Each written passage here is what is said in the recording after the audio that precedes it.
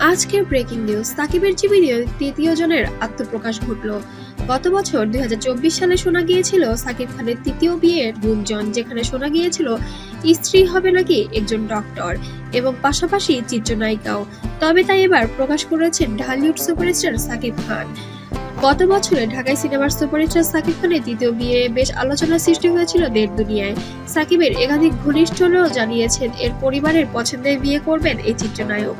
আর সাকিবের জন্য খোঁজা হচ্ছে একজন ডাক্তার পাত্রী। এরপরই আলোচনা আসে চিত্রনায়িকা ও দত্ত চিকিৎসক মিষ্টি জান্নাতের নামটি। সে সময় মিষ্টি নিজেও ইঙ্গিত দেওয়ার চেষ্টা করেন সাকিব খানের তৃতীয় স্ত্রী হিসেবে বা পাত্রী হিসেবে। সময়ের সাথে সাথে বিষয়টি আবার ধামাচাপা পড়ে যায়। গণমাধ্যমকে জানান এই চিত্রনায়িকা এবার ফের দুজনই নিয়ে এবার আলোচনা সৃষ্টি হয়েছে, যার উৎপত্তি একটি ফেসবুক পোস্টকে ঘিরে। রবিবার রাতে মিষ্টি জান্নাত তার ফেসবুকে সাকিবের সঙ্গে কয়েকটি ছবি পোস্ট করেছেন, যেখানে দেখা গেছে কোনো একটি ফ্লাইটে একসঙ্গে কোথাও যাচ্ছেন তারা।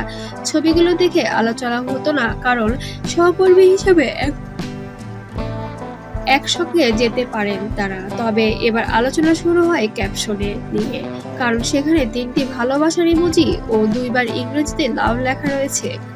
এরপর থেকেই শুরু আলোচনার 3টি লাভ সাইন, কারণ অনেকেই মনে করেছেন সাকিবের জীবনে তৃতীয় জনের আত্মপ্রকাশ ঘটেছে।